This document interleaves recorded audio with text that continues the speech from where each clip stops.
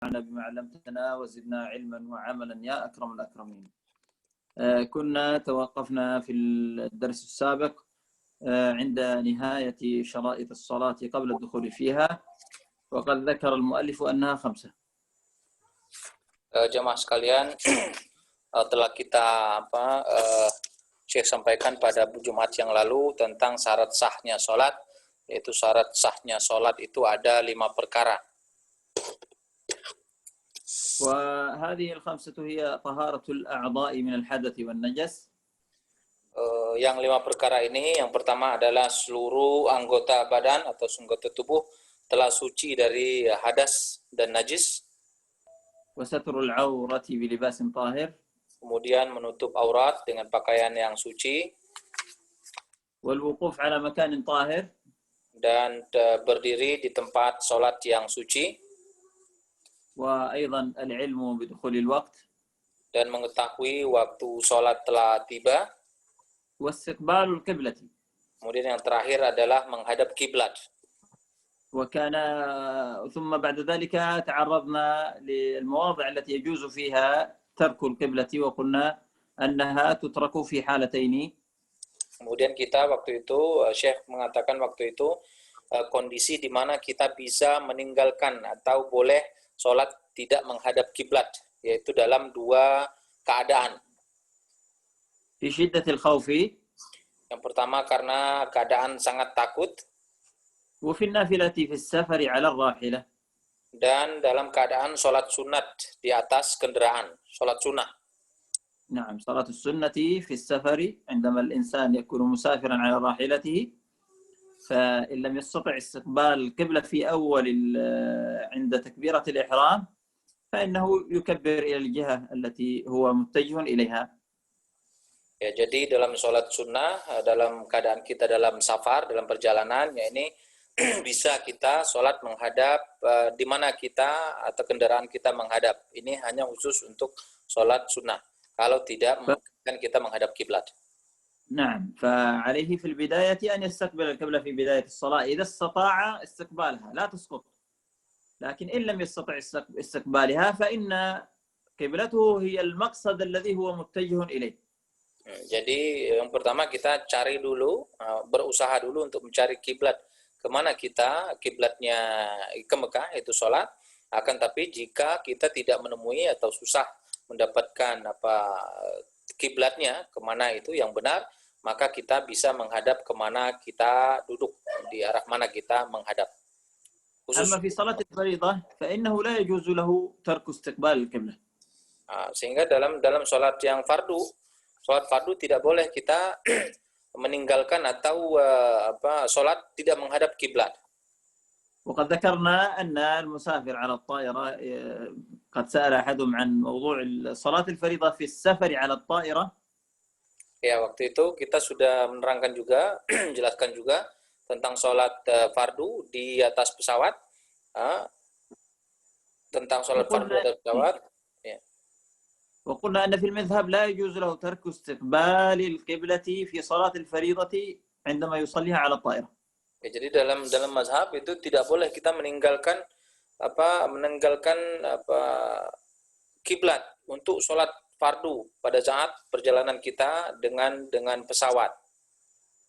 ما هو الحل؟ الحل إذا كانت الصلاة مما تجمع، يعني كصلاة الظهر تجمع مع العصر، فله أن يؤخر صلاة الظهر حتى يصليها مع العصر ولو في نهاية وقت العصر.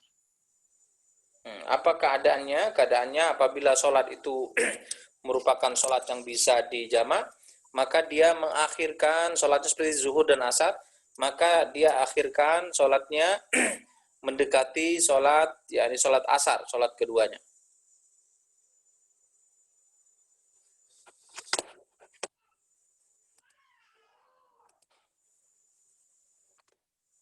Halo? Putus ya Syekhnya ya? الشيخ الصوت غير واضح، ما أدري هل عندي أم من عندك؟ والله إن شاء الله من عندنا خير إن شاء الله. اسأل الشباب علشان لو كان من عندي يمكن أغير المكان. Ya jemaah tadi sempat cut ya. Halo? Abu Rauf? Masih mendengar? Udah, Oke, sekarang udah ya? Oke ya? udah biasa. خير الحين خير شيخ. طيب إذا قلنا إذا كانت الصلاة مما تجمع كصلاة الظهر والعصر والمغرب والعشاء فإنه يؤخرها حتى يعني تهبط الطائرة في حتى ولو هبطت مع قرب نهاية وقت الأخرى بحيث يجمعهما عند نزول ويستقبل القبلة. اوكي. إذا كان هذا يا شيخ إذا كان يعني البين مثلا ظهر والعصر نؤخر يعني ظهر إلى قريب لوقت العصر يعني إذا كان يعني ننزل من الطيارة بالعصر يعني ليس إلى قريب وقت العصر حتى إلى بعد صلاة العصر لأن الوقت بعد صلاة العصر بالنسبة للظهر يسمى وقت ضرورة. نعم. فيؤخر صلاة الظهر يجمعها مع العصر بعد نزول بعد هبوط الطائرة إذا كانت ستهبط مثلا بعد صلاة العصر فيؤخر الظهر. إذا كان يعني ننزل من الطيارة بالوقت العصر يعني أي نعم. مو مثلا على سبيل المثال أن مثلا سافرت الطائرة بعد صلاة العصر أنا صليت الظهر والعصر لكن الآن سيدخل المغرب وأنا في الطائرة وسيخرج الوقت ماذا أصنع؟ هل أصليها إلى غير القبلة داخل الطائرة أترك استقبال القبلة أم أؤخرها حتى أصليها مع العشاء لأني سأنزل في المطار البلد الذي أنا مسافر إليه بعد صلاة العشاء أؤخرها حتى أصليها مع العشاء وأستقبل القبلة. Jadi yang dijelaskan oleh Syekh itu apabila kita dalam perjalanan dengan pesawat, kemudian kita sudah melaksanakan sholat zuhur dan asar, kemudian kita naik pesawat dan dalam pesawat itu tibalah waktu maghrib, kemudian pas kita mau turun dari pesawat itu masih isya masih ada. Jadi kita jamakkan, kita akhirkan waktu maghrib kita bersama dengan sholat isya sehingga kita bisa melaksanakan sholat maghrib dan isya bersamaan di bawah di darat dengan menghadap kiblat. Hadza halul awal ya. والحال الثاني قد تكون الصلاة مما لا تجمع مع ما بعدها كمثلا كمن يسافر قبل صلاة الفجر فيأتي وقت صلاة الفجر وهو في الطائرة يعني سيخرج وقت صلاة الفجر وهو في الطائرة ولا يستطيع استقبال القبلة ماذا عليه؟ قلنا عليه أن يصليها إلى أي جهة تمام ولا لا وعليه أن يعيدها بعد وصوله. Iya. Jadi keadaan yang kedua yaitu sholat seperti sholat subuh.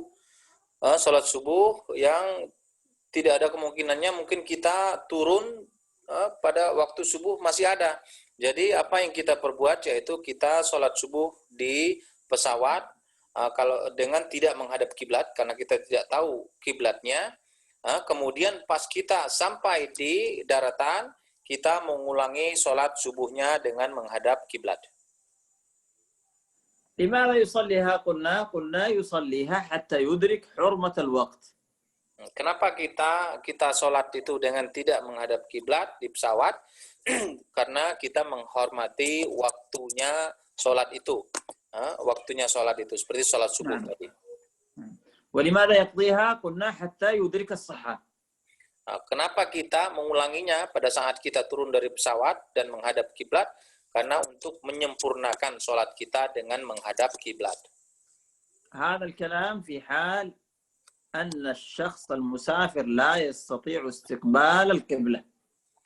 Ini keadaan seorang musafir yang tidak bisa sholat dengan menghadap kiblat. أما لو استطاع أن يستقبلها فله أن يصليها في داخل الطائرة ولا قضاء عليه.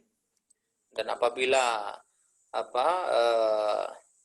apabila dia bisa melaksanakan sholatnya itu dengan menghadap kiblat, maka dia harus sholat di sana dengan menghadap kiblat. طبعا هناك فتوى من بعض العلماء في المذاهب الأخرى بجواز الصلاة على الطائرة إلى أي جهة إذا عجز عن استقبال القبلة يصلي على الكيفية التي يستطيعها ولا قضاء عليه. بس هذه ليست على المذهب الشافعي وإنما على مذاهب أخرى. Jadi ada yaitu pendapat dari mazhab yang lain, tapi bukan dari mazhab Syafi'i, bahwa menyatakan bahwa boleh di dalam perjalanan itu di pesawat kita sholat tanpa menghadap kiblat dan tanpa mengulangi sholat kita. Ini jawaban dari mazhab yang lain, bukan mazhab Syafi'i. ثم ذكر المؤلف رحمه الله فقال فصل وأركان الصلاة 18 ركنا. Kemudian kita menuju kepada rukun sholat seperti yang dikatakan oleh muallif kitab, yaitu ada 8 perkara. بعض العلماء يشبه الصلاة كجسد الإنسان. Sebagian ulama menyatakan bahwa rukun sholat ini sebagai badannya manusia, seperti badan kita. يعني الصلاة مثل جسد الإنسان فرأس الإنسان هو الركن. Sholat seperti jasadnya manusia. Rukunnya itu ruknus sholat karos. كالرأس. نعم. Jadi rukunnya sholat itu seperti kepalanya di dalam badan itu. نعم. والحياة التي تدب في جسد الإنسان هي الشرط. Kemudian hidupnya atau hayatnya itu seperti jasadnya manusia. أعضاء الإنسان هي الأبعاد، أبعاد الصلاة. الأبعاد الصلاة. أي أعضاء الإنسان هي أبعاد الصلاة. Jadi bagian-bagian dari manusia itu seperti ab'adus salah. Ab'adus salah شنو ab'adus salah sih? يعني شوف السنة تنقسم إلى قسمين، السنن تنقسم إلى قسمين. نعم. أبعاد وهيئات. البعض هذا إذا لم تأتي به تسجد للسهو. دقيقة شيء أبعاد. Jadi sunnah itu ada terbagi menjadi 2. Yang pertama itu sunnah ab'ad. Nah, jadi itu istilahnya adoknya ihsan itu bagian dari tubuh kita itu yaitu merupakan sama dengan sunnahnya ab'ad. Nah, yang pertama. Al-ab'ad إذا تركتها تسجد للسهو والهيئات إذا تركتها فإنك لا تسجد للسهو. Oke, jadi al-ab'ad itu apabila kita meninggalkannya maka itu sujud sahwi. Dan apabila yang satunya apabila kita tidak atau mengerjakannya atau meninggalkannya, kita tidak diwajibkan untuk sujud sahwi. Al-ab'ad مثابة الأعضاء، أعضاء الجسد هي الأبعاد. Oke. Jadi perumpamaannya tadi ya, al-ab'ad tadi seperti bagian dari tubuh kita. والهيئات كشعر الإنسان. Jadi sunnah hay'ah, al-hay'at ka شعر الإنسان مثل الشعر يعني الإنسان يحلق شعره ويعيش يعني seperti rambutnya manusia. فالركن الذي هو الرأس لو أن الرأس أخذ مات الإنسان وكذلك الصلاة إذا ذهب ركنها بطلت. Oke, jadi perumpamaannya apabila kepala kita dipenggal atau dilepaskan maka kita akan meninggal. Jadi sama juga dengan rukun sholat ini, apabila salah satunya ditinggalkan atau semuanya ditinggalkan maka sholatnya tidak akan sah. وكذلك الحياة إذا ذهبت التي هي شرط الصلاة التي هي مثابة الحياة إذا ذهبت الحياة مات الإنسان وكذلك إذا ذهب الشرط أيضا بطلت الصلاة. Sama juga dengan syaratnya sholat tadi. Apabila salah satu syaratnya ditinggalkan maka sholatnya menjadi tidak sah. لكن لو ذهب بعض الإنسان عضوه مثلا لو ذهبت ذراعه فإن الإنسان يعيش. Jadi perumpamaan lagi pada jasad manusia tadi, kalau misalnya salah satu dari bagiannya itu lepas atau tidak ada, manusia masih tetap hidup. وكذلك أبعاد الصلاة إذا تركها الإنسان فإن صلاته صحيحة ويسجد للسهو. Dan begitu juga dengan abadnya sholat tadi, apabila satu dari perkaranya ditinggalkan maka sholatnya masih sah. قال المؤلف رحمه الله فصل في أركان الصلاة. Mu'allif أي kita, نعم mu'allif kita تفضل. mengatakan di dalam kitabnya rukun-rukun sholat itu adalah يريد بذلك الأشياء الضرورية التي لا بد منها. كيف شيخ؟ ما أفهم شيخ. يريد المؤلف أن يذكر الأشياء الضرورية التي لا بد منها. Jadi mu'allif kitab itu mau menyatakan atau menjelaskan dalam kitab itu hal-hal yang daruri, hal-hal yang penting, yang sangat urgent sekali untuk diikuti. ينبني على وجود الركن وجود الصلاة، وإذا انعدم الركن انعدمت الصلاة. إذا هناك يعني ركن يعني الصلاة موجودة. إذا ما في ركن معناته الصلاة غير موجودة. Jadi apabila ada rukunnya maka terjadilah sholat itu, aktivitas sholat. Dan apabila tidak ada rukunnya maka sholat itu seperti tidak ada. وقد ذكر المؤلف رحمه الله أن أركان الصلاة 18 ركنا. Maka dijelaskan oleh mu'allif kitab bahwa rukun-rukun sholat itu ada 18 perkara. بدأها المؤلف رحمه الله بالنية. Dimulai oleh mu'allif rahimahullah, yaitu rukun sholat pertama adalah niat. وقد ذكرنا تعريف النية عند حديثنا عن الوضوء وكذلك التيمم. Dan juga disebutkan dalam rukun wudu dan tayamum juga, yang pertama adalah niat juga. وقلنا أن تعريف النية قصد الشيء مقترنا بفعله. Dan disebutkan bahwa qardun niyah قصد الشيء أقصد فعل الشيء حال كوني سأبدأ فيه. Jadi قصد الشيء مقترنا بفعله. Ya, menjelaskan sesuatu yang harus kita lakukan sebelum kita memulainya. ذكرنا في باب الوضوء قلنا متى تجب النية. Kita ingat pada bab wudu kapan kita diwajibkan niat? Lama naghsil wajh. عند غسل أول جزء من الوجه لأن الوجه هو أول فرض من فروض الوضوء. Jadi kalau bisa dalam wudu, niat kita dimulai pada saat kita memulai membasuh muka. Karena membasuh muka itu adalah salah satu dari kewajiban dalam berwudu. وفي التيمم متى قلنا متى تجب النية؟ Pada saat tayamum, kapan kita memulai niat? Ada yang mau jawab? Lamma namsah al-turab ila al-wajh. عند مسح أول جزء من الوجه. Jadi pas kita mengusap bagian muka kita yang pertama. محلها قلنا أن محلها القلب. Tempatnya yaitu di mana daerah yang kita usap. والتلفظ بها عند الشافعية قلنا أنه سنة. Dan ikhtilaf di sana mengatakan bahwa itu adalah sunnah. لأن في ذلك تذكير للإنسان.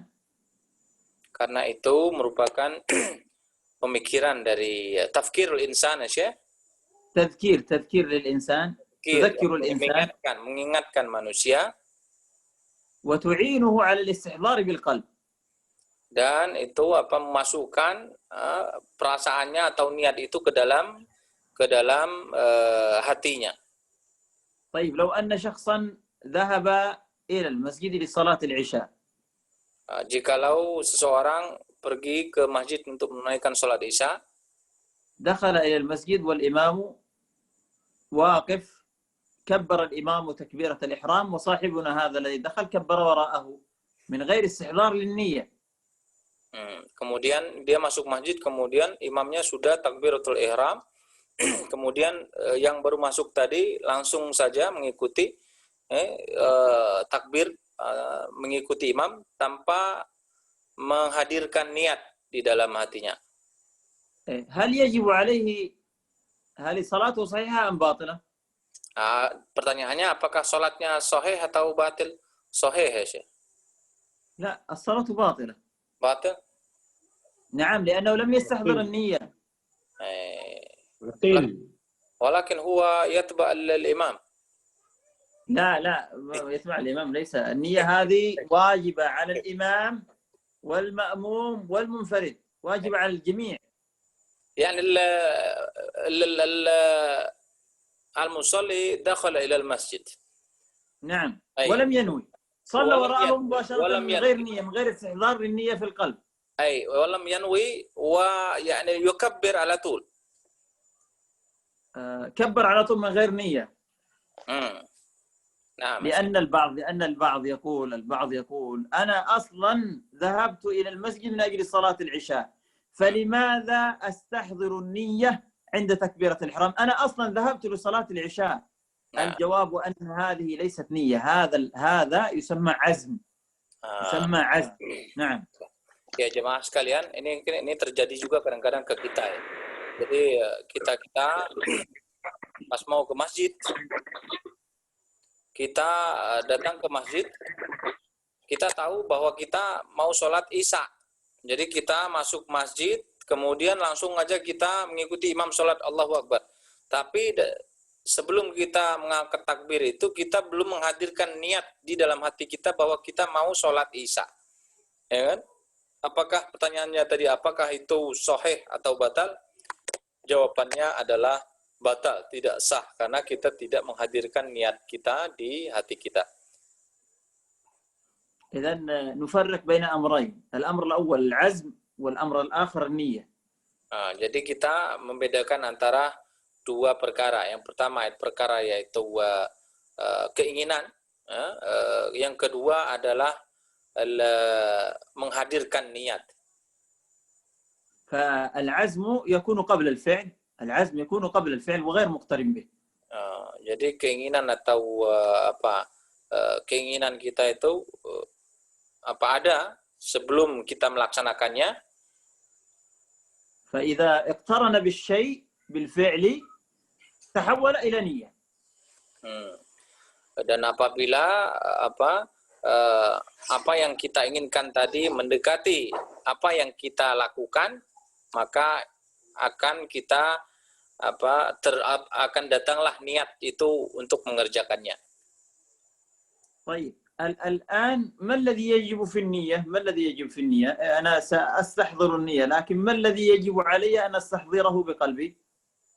Sekarang kita mau mengatakan tentang niat kita ini. Kita mau berniat. Apa yang harus kita kerjakan?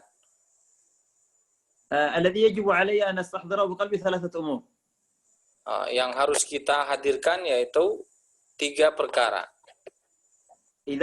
إذا كنت سأصلي الفرض فيجب علي أن أستحضر في قلبي نية الفرض. Apabila kita akan melaksanakan sholat yang wajib, maka kita harus menghadirkan niat itu dalam hati kita, niat sholat fardu. وقصد فعلها أي الصلاة. Dan mempunyai maksud di dalamnya untuk melaksanakan sholat itu. وتعيين هذه الصلاة هل هي ظهر أم عصر أم فجر أم مغرب أم عشاء. Dan harus memastikan bahwa sholat yang kita sholat itu apakah zuhur, apakah maghrib, apakah isya, apakah fajr. إذا تلفظ بالنية فإنه يقول نويت أن أصلي فرض صلاة الظهر مثلا يعني. Dan apabila kita melafazkan seperti kita di Indonesia maupun di sini, kadang kita seringnya melafazkan usolli fardhu zuhri, usolli fardhu asri. هل يذكر الركعات أم لا يذكر؟ قولان في المذهب. Apakah kita menjelaskan tentang jumlah rakaatnya atau tidak? Ini ikhtilaf daripada mazhab. ولهذا يعني قول الشافعية باستحباب التلفظ مفيد جدا. Jadi dalam mazhab Syafi'i itu melafazkan niat itu yaitu mempunyai faedah yang sangat penting sekali. لأن الكثير منا يدخل في الصلاة مباشرة دون استحضار في القلب ولا تلفظ باللسان. يدخل مباشرة.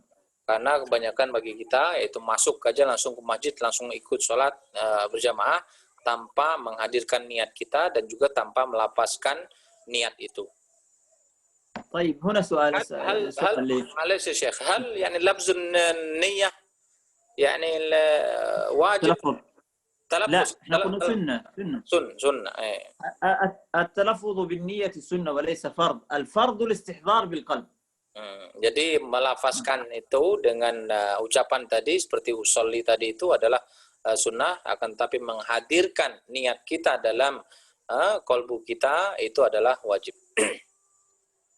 لو أنه نوى أو استحضر بقلبه أن يصلي فرض صلاة الظهر. Ini kasus ini apabila kita meniatkan sholat di dalam hati kita itu mengerjakan sholat zuhur. وأثناء التلفظ تلفظ بالنية أثناء التلفظ بدل من أن يقول الظهر قال العصر. Kemudian kita terucap dengan lapas kita sholat asar, menyebutnya asar, tapi niat kita adalah sholat zuhur. إذن في القلب الظهر وفي اللسان العصر ثم كبر. هل صلاته صحيحة أم باطلة؟ Jadi dalam kondisi itu antara niat kita dalam hati kita dengan ucapan kita itu berbeda, apakah sholat kita sahih atau tidak, jemaah? Tafadhol. صحيح. الصلاة صحيحة لأن العبرة بما في القلب. Sahih. Ya, jawabannya sahih, bahwa yang menjadi rujukan adalah hatinya. لكن لو كان سيصلي الظهر ونوى بقلبه صلاة العصر وبلسانه صلاة الظهر فهل صلاته صحيحة أم باطلة؟ Nah, sekarang selanjutnya apabila kita melaksanakan sholat zuhur, mau melaksanakan sholat zuhur, kemudian di kolbu kita, niat di hati kita sholat asar, kemudian lafaznya adalah sholat zuhur, bagaimana? Batal. Ijabah Hazam min Oman. الجواب أنها باطلة. Jawabnya adalah batil. ليش؟ لماذا؟ لأن الأصل استحضار النية بالقلب والتلفظ سنة. Jadi sekali lagi intinya adalah rujukan niatnya itu adalah niat dalam hati kita, bukan lafaznya. Maka apabila niat di hati kita tidak sesuai dengan lafaz kita, maka yang menjadi rujukan sahihnya adalah niat kita di dalam hati. طيب لو كان سيصلي الاستسقاء كيف ينوي؟ Dan apabila kita akan melaksanakan sholat istisqa, bagaimana kita berniat?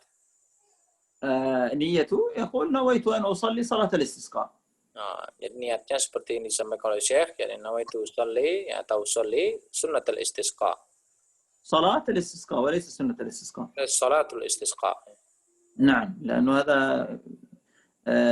تعيين النفلية، يعني هل هي سنة أم ليست سنة في النوافل، هذه ليست واجبة. نعم شيخ.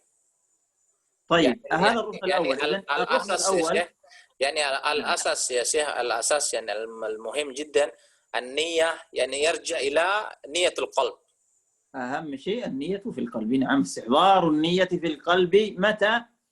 عند أول ركن من أركان الصلاة وهو تكبيرة الإحرام. هل إذا يعني حضرنا النية يعني قبل الصلاة، قبل تكبيرة الإحرام، هناك أقوال طبعا في المذهب متى تكون النية. بعضهم يقول أنها مع التكبيرة، يعني أنت تقول الله أكبر وأثناء ما تقول الله أكبر تستحضر النية في القلب. هذا قول وهذا صعب شوي. Ini istilahnya perkataan dari mazhab bahwa kapan niat itu dihadirkan? Niat itu dihadirkan pada saat kita mengangkat Allahu Akbar, ya kan? Itu bersamaan itu kita menghadirkan niat kita di dalam hati kita. Pendapat dari sebagian ulama. طيب القول الثاني أنك تنوي وبعد النية مباشرة، تمام ولا لا، تكبر، يعني بحيث تكون النية ملاصقة للتكبير. Jadi pendapat yang kedua yaitu kita berniat selang berapa berapa detik setelah kita berniat kita melaksanakan atau melakukan takbiratul ihram. والقول الثالث أنه يجوز أن تكون النية قبل التكبير، يعني وأنت واقف تنوي بقلبك، ثم بعد أن تنوي بعد ذلك تكبر. يسموها المقارنة العرفية، وهذا اختاره الإمام النووي، وهذا أسهل الأقوال. Jadi yang pendapat yang ketiga yaitu bisa dilaksanakan sebelum kita takbir, atau jauh-jauh sebelum kita takbir. Pas kita berdiri kita berniat, kemudian baru kita takbir. إذن أول ركن من أركان Dapat yang الصلاة lebih kuat. Nah, Syekh. أول ركن من أركان الصلاة هو النية. Jadi awal rukunnya salat yaitu niat. والركن الثاني نحن قفزنا قليلا هو القيام مع القدرة. Jadi yang rukun yang kedua yaitu berdiri bagi yang mampu. فالفرض في حق الإنسان إذا أراد صلاة الفريضة أن يصليها قائما. Jadi fardu diwajibkan bagi kita semua apabila kita menjalankan sholat, maka kita harus mengerjakan sholat dengan berdiri. والقيام يحصل بأن يقف الإنسان بمفرده من غير أن يعينه أحد. Jadi berdirinya itu berdiri dengan kemampuan sendiri, bukan berdiri dibantu dengan orang lain. طيب إذا كنت عاجزا عن القيام بمفردي لكني أستطيع أن أقف وأنا مستند على الجدار، هل يلزمني الاستناد إلى الجدار؟ Dan apabila apabila kita sudah tua dan kita sanggup berdiri, tapi kita berdirinya itu menyender ke dinding, bagaimana hukumnya? Apakah diperbolehkan? الجواب يلزمني أن أستند إلى الجدار حتى يتحصل لي الوقوف أو القيام. Jawabannya boleh kita berdiri dengan dibantu dengan dinding atau menyandar ke dinding. طيب إذا كنت أنا لا أستطيع الوقوف لكني أستطيع الوقوف وبيدي عصا، هل تلزمني العصا؟ Itu apabila kita bisa berdiri, tapi berdiri itu kita harus dibantu dengan tongkat. Apakah boleh? Nah, يجوز. الجواب تلزمني، واجب علي أن أستند إلى العصا. Jadi jawabannya lazim, ya, harus kita sholat dengan dibantu oleh tongkat tadi. Step-stepnya ya, step-step istisnanya ini ya. عجزت أن أقف لوحدي، وعجزت أن أستند إلى الجدار، وعجزت أن أقف على العصا، وعجزت أيضا أن أستند إلى شخص آخر. هنا ينتقل الإنسان إلى julus, القعود، الجلوس. Kemudian yang case selanjutnya, apabila kita ini nggak mampu berdiri dibantu oleh dinding, nggak bisa berdiri dengan tongkat, dan nggak bisa berdiri dibantu dengan orang lain, apa next stepnya? Kita bisa melaksanakan sholat dengan duduk, dengan julus. وفي الجلوس الأصل أن أجلس جلسة الاستراحة، وجلسة الاستراحة أن تكون الرجل اليمنى منتصبة وأجلس على الرجل اليسرى. يجلس كيف يعني؟ يجلس على الكرسي يا شيخ؟ لا، قد لا يجلس على الكرسي، ما عندي كرسي، فالأصل أن أجلس على الأرض. أوكي. من يستطيع الجلوس على الأرض هو أفضل من الجلوس على الكرسي. يعني الأفضل الجلوس على الكرسي مو على الأرض. لا، الأفضل الجلوس على الأرض. لكن من العاجز عن الجلوس على الأرض ممكن يجلس على الكرسي، لا مشكلة.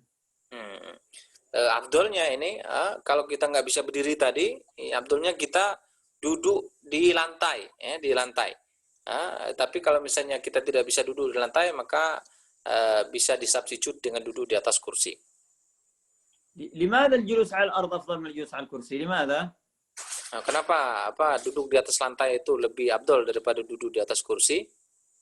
لأن هذه الجلسة من جلسات الصلاة، تعتبر هيئة من هيئات الصلاة. Karena duduknya ini merupakan duduknya sholat, ya, duduknya sholat. seperti وموضوع الصلاة على الكرسي إن شاء الله سنفرد له درسا بأكمله. tentang apa maudu sholat di atas kursi, insyaallah kita akan kupas khusus insyaallah. طيب. قلنا إذن في الجلوس يجلس على رجله اليسرى وينصب الرجل اليمنى. Jadi duduknya itu dia harus duduk di atas kaki kiri.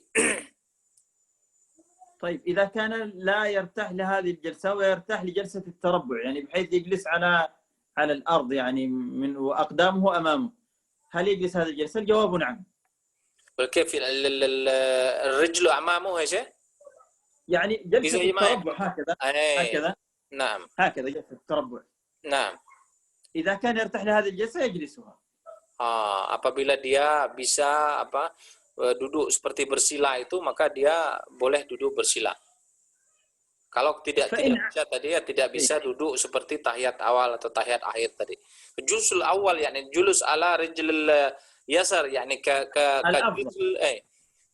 julus yani lirakal awal yani rakal awal جلسة التشهد كجلسة التشهد.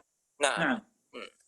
طيب فإن عجز عن الجلوس فإنه يصلي مضطجعا على جنبه الأيمن. إذا ما يقدر يعني الجلوس يعني نعم. يعني هو يعني لا يلزم أن يصلي. كيف إذا عجز عن الجلوس نعم. الآن ينتقل إلى الاضطجاع ينام على الأرض على جنبه الأيمن ووجهه يعني يكون بهذه الطريقة يكون وجهه للقبلة. نعم. Jadi apabila tadi itu dia tidak juga bisa, tidak memungkinkan dia duduk, maka dia bisa atau harus sholat dalam keadaan berbaring dengan kepalanya di atas tangan yang kanan menghadap kiblat. طيب فإن عجز عن الاضطجاع على جنبه الأيمن فإنه يضطجع على جنبه الأيسر. Apabila tidak memungkinkan dia sholat sambil berbaring di atas tangan kanan, maka dia berbaring di atas tangan kiri. فإن عجز عنهما يعني الاضطجاع على الجانب الأيمن والاضطجاع على الجانب الأيسر فإنه يصلي مستلقيا على ظهره. Dan apabila kedua-duanya dia tidak mampu atau sholat berbaring di atas tangan kanan dan juga berbaring di atas tangan kiri tadi, maka dia bisa melaksanakan sholat sambil berbaring terlentang. يعني بحيث تكون القدمين للقبلة ووجهه فقط متجه إلى القبلة وهو مستلقي على ظهره. Jadi واضح الكيفية؟ Nah, jadi dia berbaring lurus, kakinya menghadap kiblat, kemudian dia hanya menghadapkan kepalanya menghadap ke kiblat. في الاضطجاع يكون هكذا بالعرض. نعم. يعني عندما يضطجع على جنبه الأيمن يكون هكذا أو عكسها هكذا. نعم. لكن في الاضطجاع على ظهره مستقيم. فإنه سيكون هكذا بحيث يكون الرجلين إلى القبلة وهذا رأسه وجهه فقط إيش؟ يكون متجه إلى القبلة. يعني يرفع رأسه لوجه القبلة. الوجه يكون للقبلة نعم. Jadi seperti yang terakhir tadi, opsinya tadi, jadi lurus badan kita berbaring dengan kaki kita itu menghadap ke kiblat, kemudian kepala kita diangkat sedikit untuk menghadap kiblat. إذن إذا ما يقدر أول ركن من إذا ما يقدر يعني يرفع رأسه لوجه القبلة.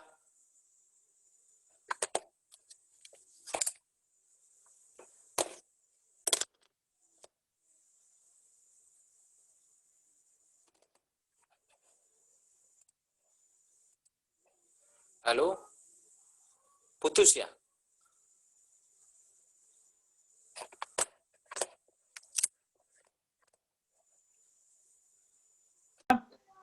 Nah, bismillah. Kelas موجود Abu Rafa insyaallah. Afwan, boleh tanya? معلش يا شيخ معلش. لا مشكلة أحسنت. طيب إذن قلنا أفن سنة في جماعة في سؤال. أي خلاص رجع أبو رفعين آخر السؤال شوي إن شاء الله. تفضل يا شيخ. sebentar Mas Budi ya, kita habisin dulu. Oke. قلنا يصلي الإنسان قائما. Ya, فإن kita عجز فجالسا، فإن عجز فمضطجعا على شقه الأيمن أو الأيسر، فإن عجز اضطجع على ظهره.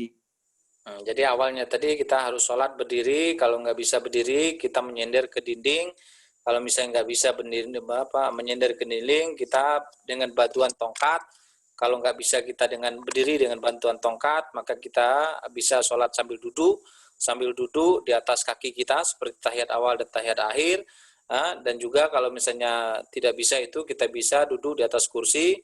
Kalau tidak bisa duduk di atas kursi dan duduk di atas lantai tadi, kita sholatnya berbaring di atas tangan kanan menghadap kiblat. Kalau tidak bisa tangan kanan, kita dengan tangan kiri menghadap kiblat. Kalau tidak bisa kedua-duanya, kita sholat berbaring lurus, kaki kita menghadap kiblat dengan kepala kita ngangkat dikit menghadap ke kiblat. فإن عجز عن هذا وذاك يصلي بالكيفية التي يستطيعها.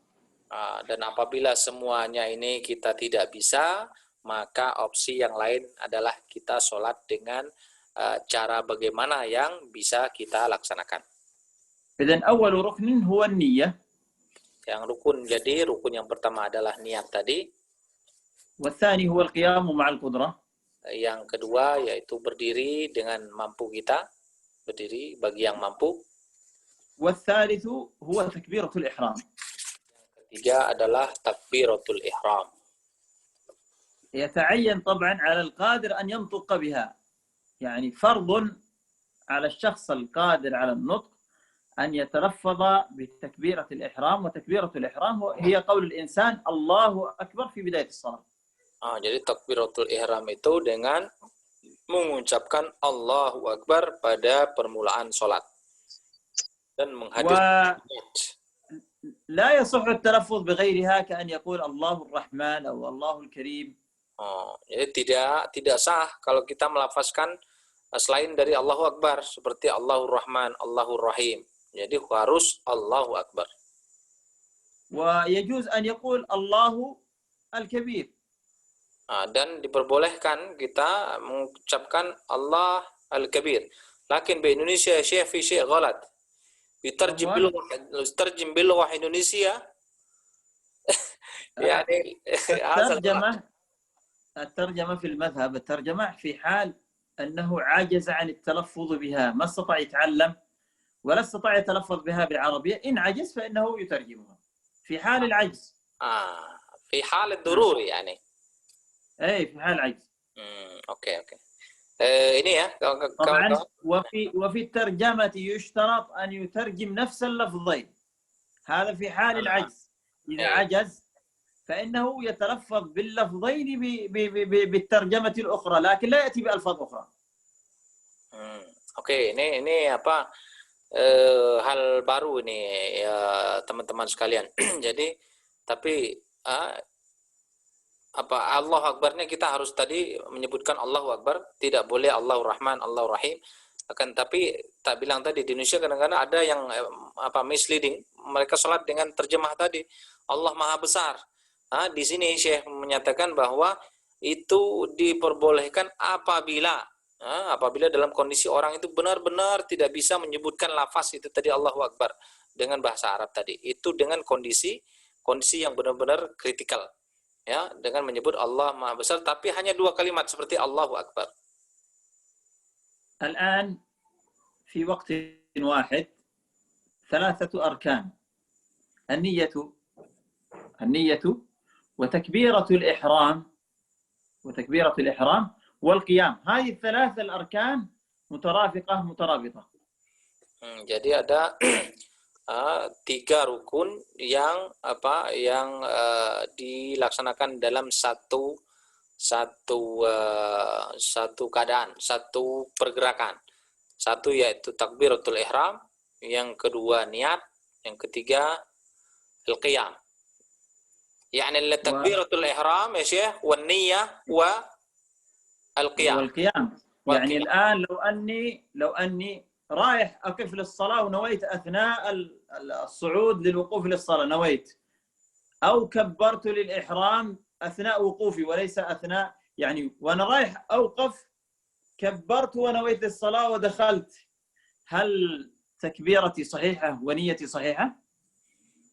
kasus yang Syekh sebutkan tadi, apabila kita mungkin takbir dulu kemudian kita niat, tidak seperti yang di awal tadi kita niat bersamaan atau niat dulu kemudian takbir, itu bagaimana sahihnya kawan-kawan? Sahih atau musahih?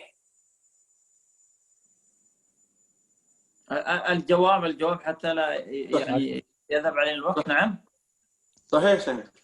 لا الجواب غير صحيح لأنه يشترط النية القيام ويشترط لتكبيرة الإحرام القيام. نعم. Jadi jawab. فإذا قالها الإنسان قبل أن يعتدل قائما لا تصح النية، وضابط ذلك إذا كان قريبا إلى الركوع. يعني ما ضابط القيام؟ يعني أن يكون يعني الركوع سيكون بهذه الطريقة، سأضع يدي على ركبتي حتى ولو كنت واقفا قليلا، هذا انتهى القيام، لا يوجد قيام. لكن لو كنت هكذا يعتبر أنا قائم. فتكبيرة الإحرام تكون والإنسان قائما، وكذلك النية لابد أن يكون الإنسان قائم. فلو أتى بالنية وتكبيرة الإحرام في غير القيام فإن تكبيرته للإحرام ونيته غير صحيحة. Jadi jemaah sekalian, itu kasusnya tadi itu kalau misalnya kita takbiratul ihram tapi kita enggak dalam posisi berdiri yang utuh. Yani karena nana dakhul masjid wa nahna yani masbuk ya Syekh. لا يعني هو نحن داخل المسجد يعني نكبر ولكن نحن ما نقوم يعني 100% يعني نقوم لا يعني مثلا لا. يعني الآن جالس على الأرض في المسجد جالس. نعم. أقام المؤذن الصلاة. نعم. بالأول كبر الإمام للصلاة، وأنا أثناء صعودي من الأرض كبرت ونويت. أثناء وقوفي. هل نيتي صحيحة وتكبيرة الإحرام صحيحة؟ الجواب لا. لأنه يشترط للنية وتكبيرة الإحرام القيام. Oke. Jadi jemaah sekalian, pas kita komat ya kan, komat kemudian kita berdiri. Ya kan, kalau niat dan takbiratul ihram itu kita adakan sambil berdiri, sambil kita berdiri, belum berdiri 100%, maka itu niat kita, takbiratul ihram kita tidak sah. Jadi kita harus berdiri dulu yang 100% berdiri, kemudian kita baru niat dan takbir. Yani lazim yani naqum yani 100% wa nabda an-niyya wa takbir. نعم. الإمام الشافعي قالوا أنه اختبر، يعني اختبروه لما نزل تقريبا العراق، سألوه كيف تبدأ الصلاة. Karena الإمام Syafi'i. نعم. Imam Syafi'i ditanya waktu itu bagaimana kita mulai sholat. كيف يبدأ الصلاة يعني. كيف تبدأ الصلاة؟ فأجابهم بركنين وسنة. Kemudian dia menjawab dengan dua yani rukun. الركنين هما تكبيرة الإحرام والنية، والسنة هي رفع اليدين إلى محاذاة الأذنين أو الكتفين. Jadi dijawab olehnya yaitu dua rukun, kemudian yang sunnah rukun yakni niyah dan qiyam, kemudian takbiratul ihram, meletakkan atau mengangkat tangannya di atas sederet dengan pundaknya. سؤال للشباب، لو أنا أستطيع القيام فقط بقدر النية وتكبيرة الإحرام، هل يجوز لي؟ طبعا أنا عاجز عن القيام، أن أقوم مثلا وأقرأ الفاتحة وكذا، لكني أستطيع فقط القيام من أجل النية وتكبيرة الإحرام، فكبرت وأنا جالس، هل تكبيرتي صحيحة أم باطلة؟ ونيتي؟ يعني بوقت يعني القدر هو يقوم بس حق النية والتكبير بس. هو يستطيع أن يصلي قائما بقدر النية وتكبيرة الإحرام. نعم. هل له وما سوى ذلك يكون عاجزا عنه، هل له أن يكبر وينوي وهو جالس؟ Ini kasus kalau misalnya ada orang tua bahwa dia hanya bisa berdiri hanya untuk takbir dan niat saja. Apakah diperboleh dia berniat sambil duduk dan takbiratul ihram? يجوز هنا لأن في عذر. لا يجوز صلاته باطل، لابد أن يكبر وينوي واقفا ما دام أنه قادر، لأنه قلنا قادر أن يكبر تكبيرة الإحرام وينوي وهو قائم، قادر على هذا. عاجز أن يقرأ الفاتحة وهو قائم يجلس، لكن ما دام أنه قادر على أن يكبر تكبيرة الإحرام وينوي وهو قائم لابد عليه أن ينوي ويكبر وهو قائم. واضح يا أخو رفاعي؟ ترجمة واضحة للشرح. حتى في عذر هنا. بمعنى سؤالي غلط يا شيخ. سؤالي عندهم يعني إذا قدر يعني ينوي ويكبر بالقيام أيوة. وهو يعني بعد ذلك هو يجلس، هل يعني سؤال أيوة. هل يعني يقدر هو يكبر وينوي عند الجلوس؟ هذا سؤال غلط. السؤال الصحيح jadi soal yang benar jamaah sekalian, dia bisa masih bisa mampu untuk niat dan takbir berdiri, kemudian dia langsung duduk kemudian dia istilahnya takbir dan niat dia sambil duduk, padahal dia bisa takbir dan niat waktu dia berdiri. Maka jawabannya tidak sah karena tidak sah. Dia harus niat dan takbirnya sambil berdiri. Kemudian dia duduk nggak apa-apa. Nah, kalau seandainya dia mampu. لماذا ننبه على هذا؟ لأن الكثير من الناس اليوم يأتي ماشيا إلى المسجد ويستطيع الوقوف. فإذا دخل المسجد يصلي من أول الصلاة وهو جالس. Kenapa ini kita sampaikan bahwa kebanyakan sekarang itu banyak yang pergi ke masjidnya bisa berjalan, bisa nyetir, tapi pas sampai di masjid langsung ambil kursi, langsung duduk, dan niat dan takbirnya pun sambil duduk. Jadi ini yakni ma yasih as-shalah li'annahu huwa yaqdar qa'im yani. لو استطاع أن يقرأ نصف الفاتحة وهو قائم لكنه جلس وقرأها وهو جالس. هذا كثير يعني هذا يعني نظرنا كثيرا بالمسجد يا شيخ. هذا من التساهل طبعا سببه الجهل. Iya. Jadi ini ya jemaah sekalian ya, penting sekali ini. Jadi kita punya masalah misalnya pinggang kita dan sebagainya, jangan langsung ngambil kursi langsung duduk, kemudian kita niat, kemudian takbiratul ihram sambil duduk. Kita harus berdiri dulu, habis itu setelah niat dan takbiratul ihram kita boleh duduk. أحسنتم بارك الله فيكم وجزاكم الله خيرا. واليوم أطلنا قليلا، نسأل الله عز وجل أن يتقبل منا ومنكم صالح القول والعمل وأن يغفر لنا الذنوب والخطايا والآثام. آمين. وإذا كان في سؤال في هذا الدرس اللي هو في درس موضوع أركان الصلاة التي هي النية وتكبيرة الإحرام والقيام، إذا في سؤال في هذه الأمور الثلاثة فليتفضلوا الشباب. Jadi persoalan kita yang mau soal nanti bertanya hanya di yang khusus niat dan takbiratul ihram. Silakan Mas Budi. Fadal. Afwan lagi nyopir, nanti aja next time. Next time. Oke, Fadal, silakan yang lain. Tanya. Fadal Syekh. Ya, nggak usah hidupin kamera. Niat boleh nggak beda sama imamnya? Misalnya kasusnya kita masbuk untuk jamak, kita lagi safar, kita masuk sholat asar, imamnya sholat asar, kita baru mau sholat duhur. Jadi kita niatnya duhur kan, imam sholat asar. Ini bagaimana? Apakah kita mending sholat sendiri atau boleh? Paham ya? Paham. سؤال يا شيخ عند الإمام يصلي صلاة الظهر صلاة العصر ونحن داخل المسجد ونصلي يعني الجماعة لأن نحن بمسافر. نصلي يعني الجمع يعني الظهر والعصر.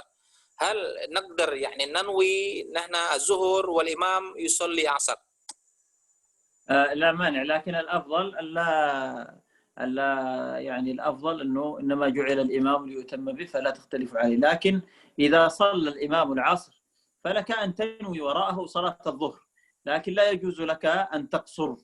ما يجوز لك القصر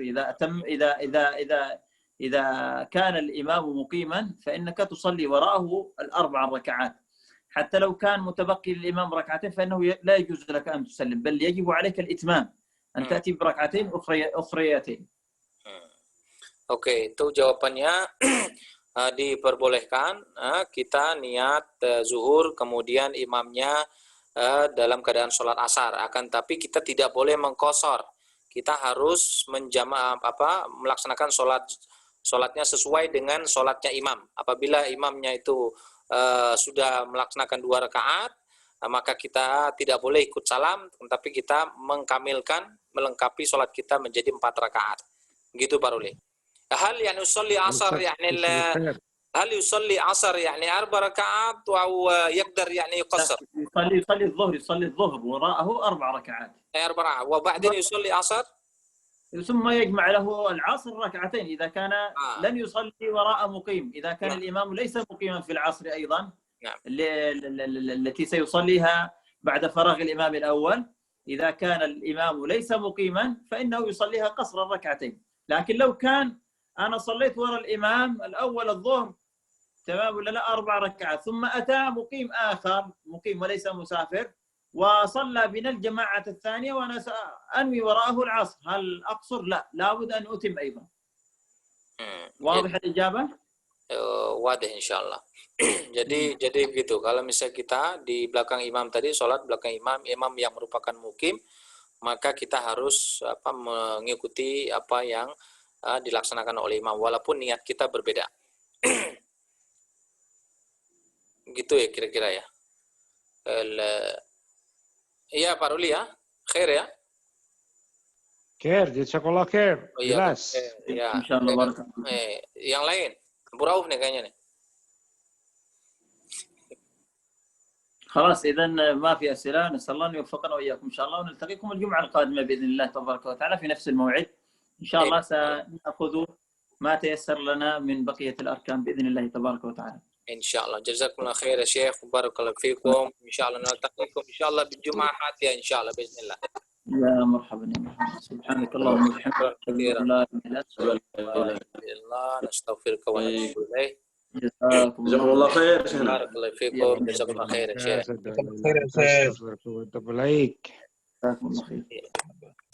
Ya jamaah sekalian, itulah kajian kita tadi, dan insyaallah ini kita mustamir ya. Insyaallah kita istiqomah tiap Jumat sore ada kajian fikih kita. Ini sangat bermanfaat sekali.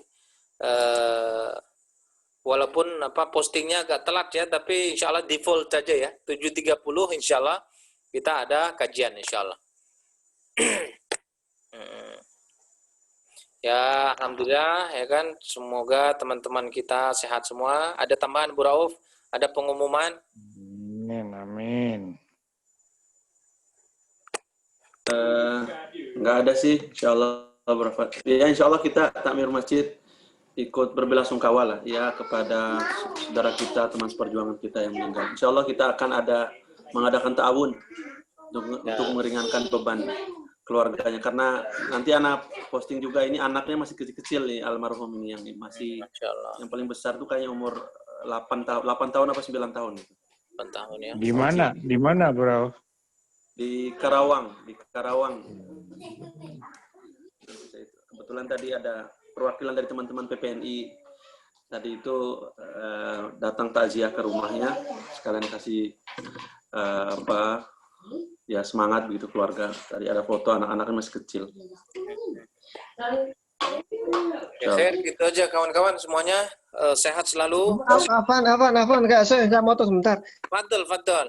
Saya ingin nyambung pertanyaan dari Pak Ruli tadi ya. Fadl. Kebetulan saya masih kebetulan waktu safir waktu sholatnya di sholat asar itu.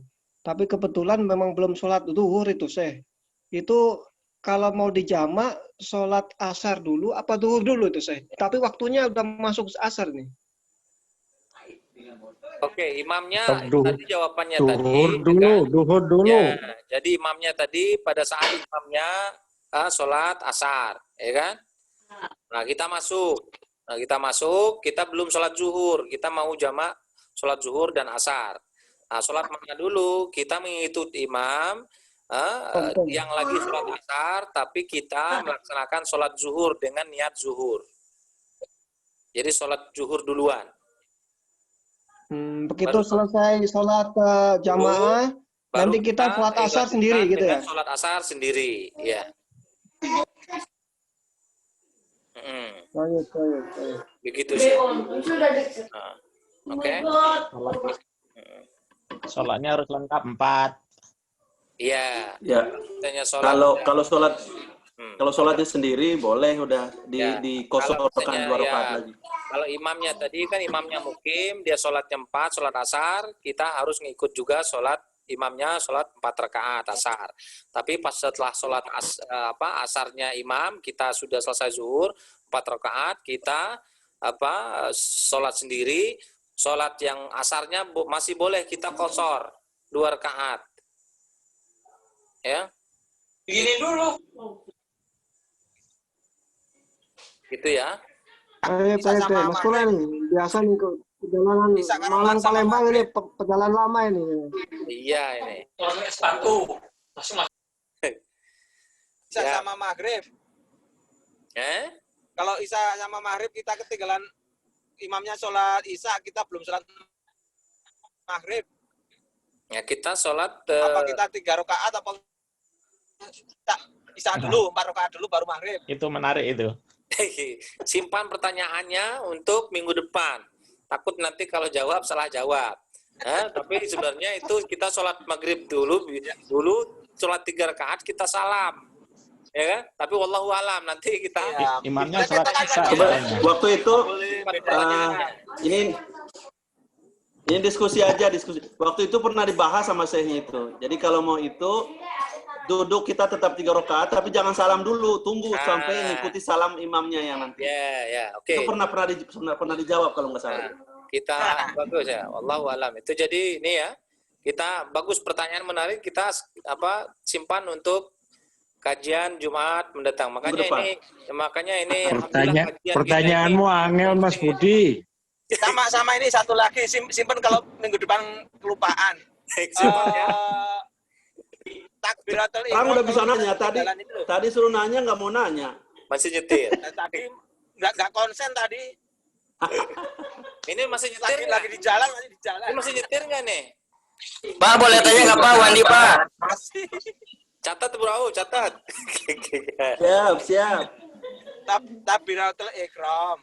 Kan kalau orang yang kebanyakan kita sering lihat itu yang ketinggalan itu takbiratul ihram, niatnya takbiratul ihram atau takbir untuk ruko itu loh. Itu kan saya dengar itu kalau gitu nggak harus niat takbiratul ihram terus takbir lagi untuk ruko. Jadi 2 kali takbir gitu loh. Kalau yang sudah ketinggalan menemui imam ruko itu. Sudah ruko. Ya, betul. Oke, kita kalau saya dulu catat. ada yang menerangkan harus takbiratul ihram. Baru takbir lagi untuk ruko. Nah, kadang orang sudah mau ketinggalan, imam sudah mau berdiri dari ruko, mereka cuma satu Langsung takbir langsung gitu. langsung ngelosor. Langsung udah itu. Ya. Itu simpan untuk ke depan. Tempat Takbirnya di jamak itu. Ya. Siap. Dicatat. Ya. Pertanyaanmu angel-angel Mas Budi. Bagus. Oke. Bagus, berarti ini ya atau menyimak. Tanyain lah Bang Barisan, gue coba-coba ya. Pak, boleh tanya nggak Pak? Silakan Kang Wandi. Catat lagi. Nanti pertanyaannya, iya saya catat. Ya. Ini Oh, nggak dijawab sekarang? Takut salah nanti. Iya. Ya udah saya WhatsApp pribadi aja ke Pak Suhardi kalau gitu, kalau gak dijawab sekarang. Siap. Siap. Nanti biar dijawab nanti. Ini alhamdulillah masuk nih, Kang Wandi, tetangga tinggal di depan mahkamah itu, mahkamah teman-teman yang kerja di. Ya, saya jaksa Pak kerjanya. Kalau WhatsApp itu pertanyaannya seputar apa itu? Jangan-jangan bukan seputar sholat. Seputar sholat Pak masih. Bukan niat yang lain ya? Bukan paling WhatsApp konsultasi pribadi nih Pak Ruli. Nanya, nyari jodoh itu.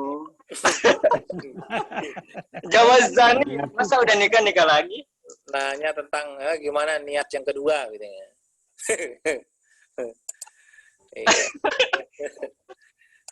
Kalau ini saya ada pertanyaan juga ini, kalau misalkan gini nih, soalnya dulu pernah mengalami waktu apa ya, pokoknya pernah kejadian.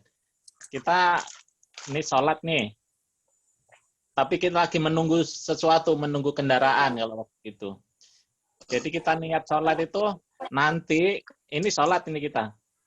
Tapi dalam hati itu ada, nanti kalau kendaraannya datang, sholat saya akan saya batalkan gitu. Jembutan lah. Ini karena kita nunggu di dekat masjid nih, masjid pas lagi qomat. Kita ikut sholat, tapi ada niat kalau nanti transportnya datang, saya batalkan gitu. Ternyata nggak datang transportnya itu. Sampai datang. Gimana itu? Saya catat. Angel. Hadisnya itu aja itu, dakma ya ribuka ilama la ya ribuka itu. Catat ya. Siap, saya catat. Mungkin di luar niat nih. Di luar niat, di luar lagi di mobil. Abu Rafa, nggak apa-apa biar dijawab, panggil Umi Rafa itu. Mas Budi nyetir lancar nanya sekarang, yang tadi nyampe nyetir katanya nggak? Nggak apa-apa, kita jawabnya minggu depan biar kita hadir lagi di kajian. Siap. Itu kalau tadi sama saya suruh nanya nggak pada nanya, sayanya pergi pada nanya semua ini. Rogi. Panggil lagi. Ya, panggil. Gimana Mas Budi? Ini kalau orang India itu loh, saya banyak menemuin setelah sholat wajib, mereka sholat sunnah pada sholat rawatib pada sholat wajib. Nah, mereka itu ada yang melakukan pertama berdiri.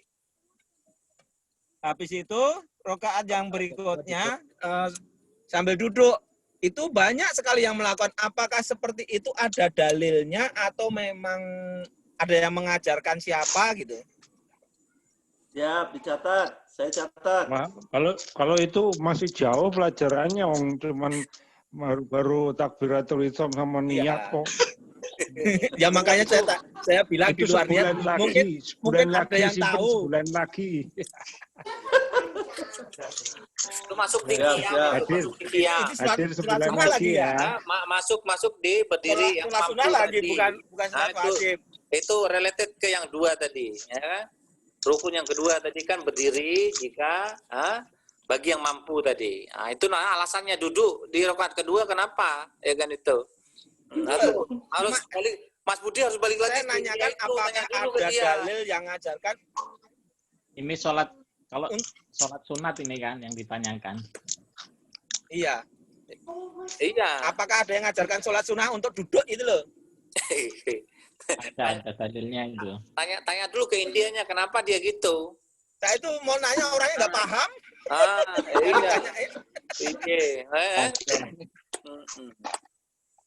Mana Pak Wayono? Pak Wayono tadi nggak nanya Pak Wayono.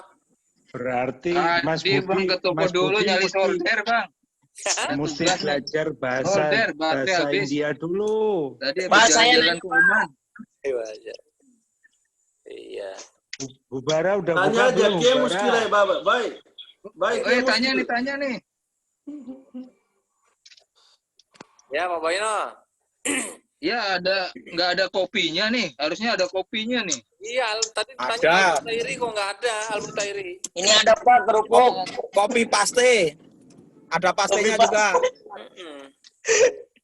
Al-Mutairi nggak ada tadi itu. Mana Pak Sunarto? Pak Sunarto? Iya.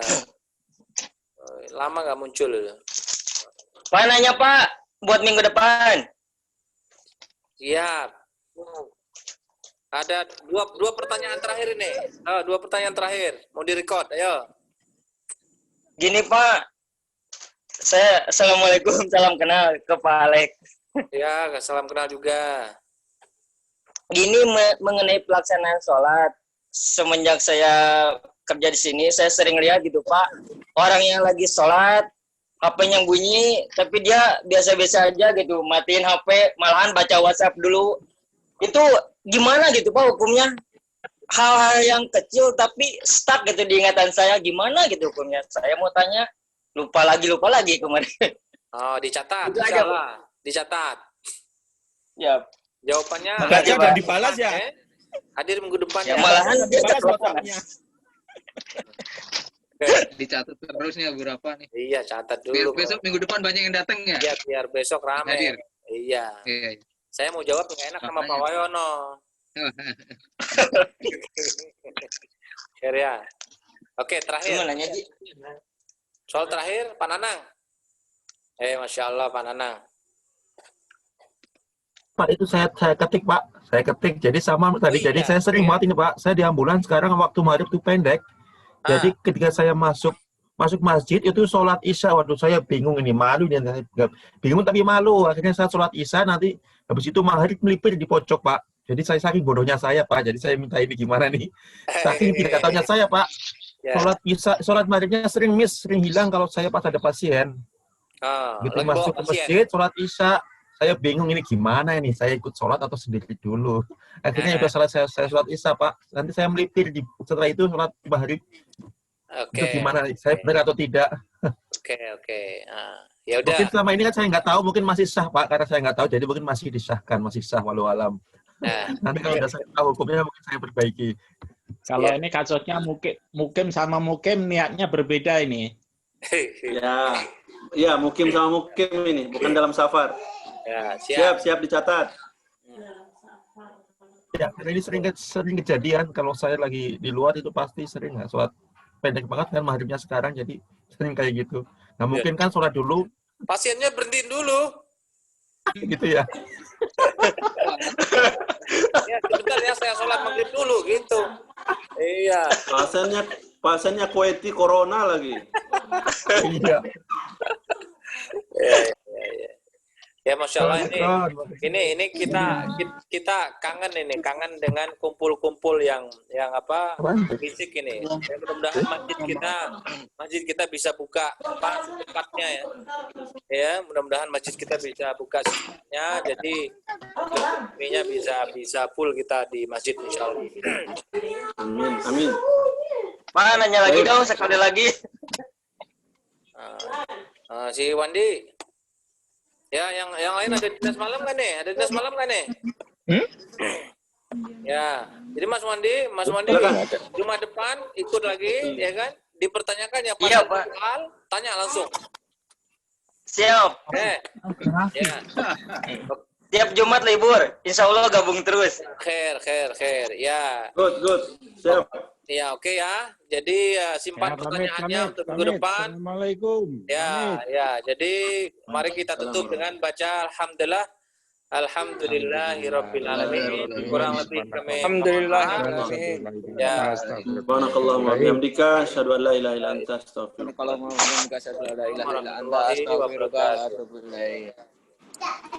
Selamat beraktivitas.